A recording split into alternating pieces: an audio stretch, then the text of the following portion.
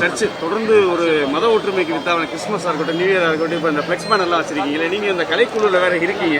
கண்டிப்பா.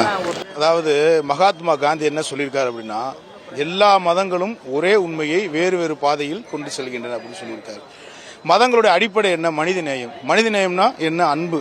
ஆக இந்த அன்பு அப்படின்ற ஒரே ஒரு வார்த்தையை தமிழக மக்களும் இங்க இருக்கக்கூடிய முக்கியமாக மதுரை மக்களும் நன்கு உணர்ந்தவர்கள்.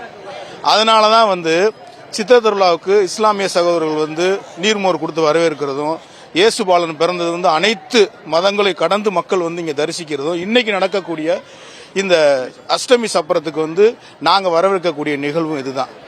பொதுவா ராதாகிருஷ்ணன் என்ன சொல்லிருக்காருன்னா, மதம் மனிதனை உயர்த்துறதுக்கு தான் சொல்லுது. அப்ப இந்த அன்பை நம்ம நேசிச்சா மட்டும்தான் உயர முடியும் அப்படின்ற ஒரு பெரிய கருத்துல தான் எங்க மரியன்னை கலைக்குழு சார்பா இந்த திருவிழா வரவேற்கிறதுக்கு இந்த பேனர் வச்சிருக்கோம். சுவாமி விவேகானந்தர் ஒரு விஷயத்தை அழகா சொல்லியிருக்காரு. மதம் என்பது உண்மையை சொல்லக்கூடிய அதாவது மதம் என்பது ஒரே உண்மையை வெவ்வேறு வழியாக சொல்றாங்க. இதுல எந்த ஒரு மதத்தையும் ஏற்றத்தாழ்வோடு பார்க்க கூடாதுன்னு சொல்றாங்க. அந்த மாதிரி ஒருபோதும் இந்த தமிழக மக்களும் இந்த மதுரை மக்களும் பார்க்க மாட்டாங்க. எந்த ஒரு விழாவாகவும் மதங்களை கடந்து நேசித்து ஒற்றுமையாக தான் இருப்போன்றதுக்கு இது ஒரு உதாரணம். என்னுடைய பேர் ஜான் தேவா. பகவான் எல்லாம் ஒண்ணுதான். இந்து முஸ்லீம் கிறிஸ்டின் எதுவுமே கிடையாதுங்க. அரசியல்வாதி குழப்பி வேணங்களை பிரிச்சிடுறாங்க. One power of God, difference of statues, difference of prayer. Meenakshi கோயிலுக்கு 4 வாசப்படி இருக்கு. எங்களை போனா சென்ட்ரல் ஒண்ணுதான்.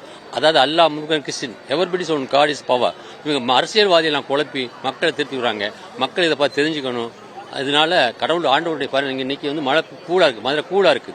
அப்ப பகவானோட சக்தி இருக்குது, எல்லா வகையிலும் சக்தி இருக்கு. பாருங்க, எங்க சர்ச் முன்னாடி நிக்கிறீங்க நீங்க, அது God gift for me as an exorcism. nicely, thank you. இப்போ இந்த சர்ச்சில் தான் பாத்தீங்கன்னா கிறிஸ்துமஸா இருக்கட்டும், நியூ இயரா இருக்கட்டும், பிற மதத்துக்காரங்களும் சுவாமி பண்றதுல இப்ப கலைக்குழு சார்பா அந்த ஃபிளெக்ஸ் பேனர்லாம் வச்சிருக்கீங்க. இது எப்படி இருக்கும் உங்களுக்கு? இப்போ உதாரணத்துக்கு வேளாங்கண்ணிக்கு போங்களேன், எல்லா கம்யூனிட்டி பீப்புள்ஸ் வருவாங்க. பகவான் சந்ததி இன்னைக்கு கமர்ஷியல் ஆகிட்டாங்க.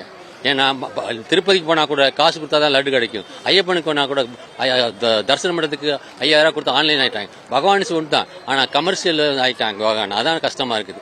எங்க போனாலும் காசு கொடுத்தா தான் பூஜை பண்ணுவேன், காசு கொடுத்தா நடத்துறது. மக்களை பொறுத்த வரைக்கும் இஸ்லாமியரா இருக்கட்டும், எல்லாம் ஒற்றுமையா இருக்கும். இன்னைக்கு பாருங்க, திருப்பரங்குன்றத்துல பாருங்க, எல்லாம் ஒற்றுமையா தான் இருக்கிறோம். ஆனா அரசியல்வாதி அதை பார்த்து அசிங்கப்படுத்துறாங்க. மக்கள் இதை பார்த்து தெரிஞ்சுக்கிட்டு நல்லவனுக்கு ஓட்டு போடணும். உங்க பேருங்க?